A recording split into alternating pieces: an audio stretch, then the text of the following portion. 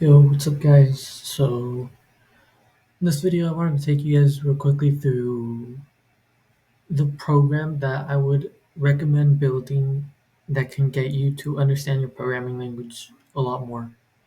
Um, so, I have a certain theme in these games. This is a game. I have a certain theme of it in it. You guys don't have to follow the same theme, but basically, what I always do is I create a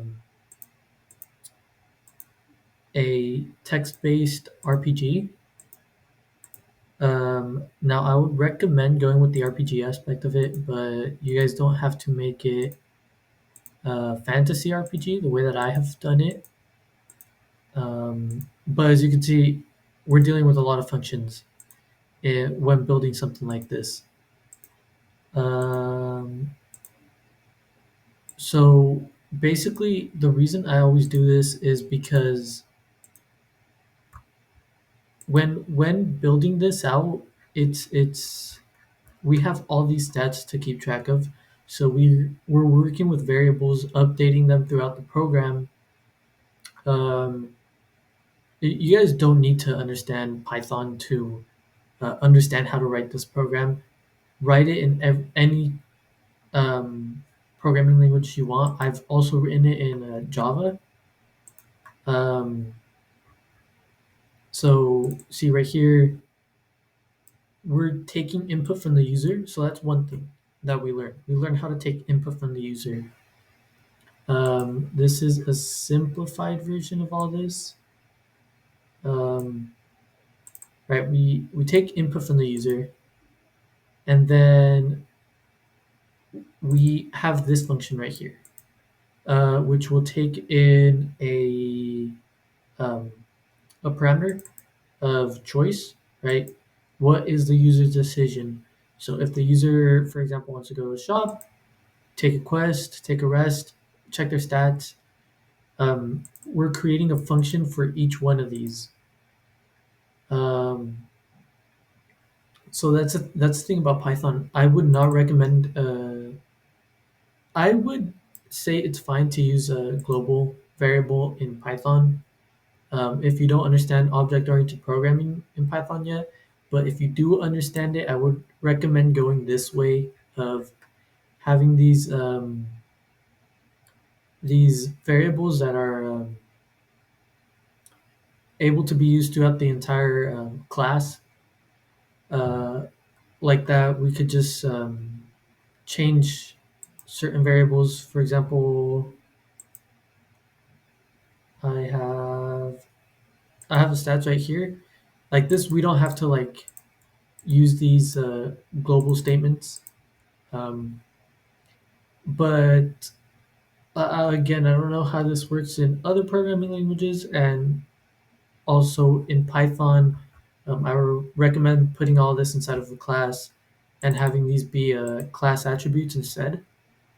Um, but so basically, the reason for that is so that you could actually call your class attributes right here without having to have any extra statements in the function. But that's basically what I do. This is a really good first project because you get to understand your programming language. The point is to search things up. It's not to try and do everything off of memory because when I first wrote this program, or an earlier version of this program, it helped me understand uh, a lot more things within Python. Um, a big thing that is really difficult but really fun to implement is this battle function. So I forgot why specifically we do while true, but we do basically check if the health is above zero. Oh my god. I, this was written by my friend. I didn't write this code, so um, yeah. So the battle using these battle functions are actually will really test how well you know how to write functions and will actually test your programming logic.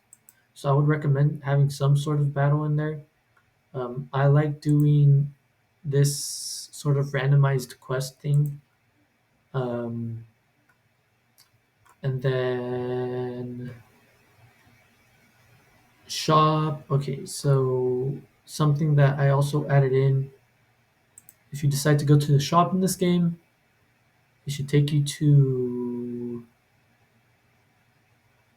um, can't actually find that. Here it is.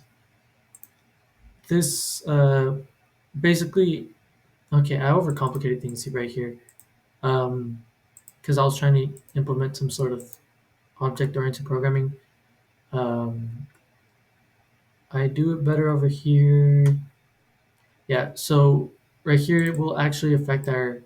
So like if we buy a potion, we gain a potion, takes away our gold.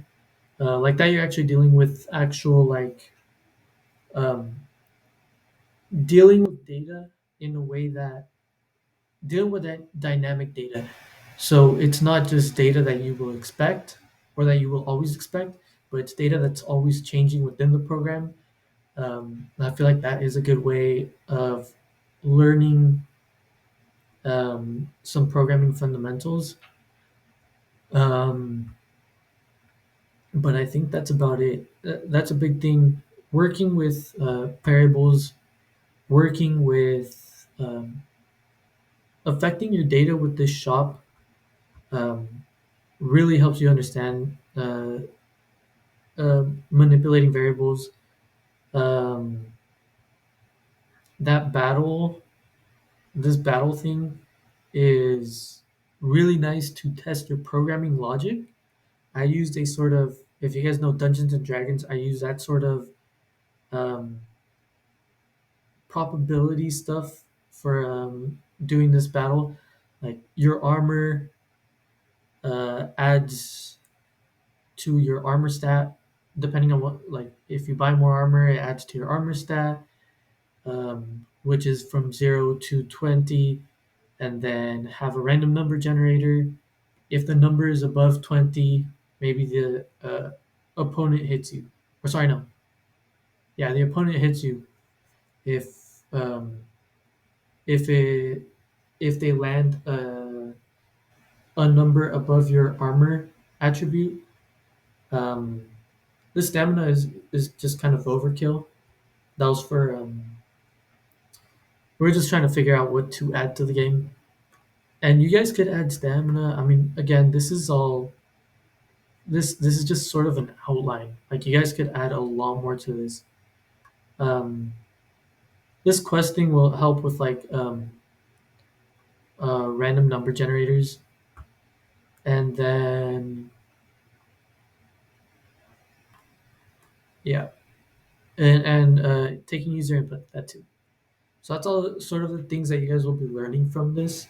If you guys can actually implement it, I'm going to try and post this on the put this link in the description of the video. But if you guys are really up for a challenge, this is a really object oriented way of doing all this, where we have a main file, we run the game, which will. This is how we're running.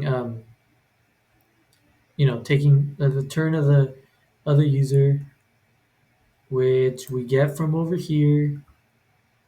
So this deals with redirecting the user um, right here. Oh, like shop, um, location, gear, stats. These all being things that the user could input to basically. These are commands for the game. Um, the stats command I showed you guys earlier. Um, I'm not going to post this one because it's over. I don't think it's finished, and also it's over. What's it called? Over engineered. There's no need for you guys to do this. If you guys want to, it is a fun challenge. Um, Best case of doing it is keeping it all inside of one class like this, if you guys understand object-oriented programming. And if not, then you guys could use this code as sort of reference code. Um, but yeah, implement it yourselves. I would do a tutorial on this, but that would take too long, and I got homework, so I'm not doing that today. But yeah, I really recommend doing this as your first project. It'll really help you guys understand programming and your programming language. That's how I learned Java. I just kind of translated this into Java, uh, and now I know Java basics. But yeah, um, have fun with this. Take a look at the source code, and I'll see you guys next time. Peace out.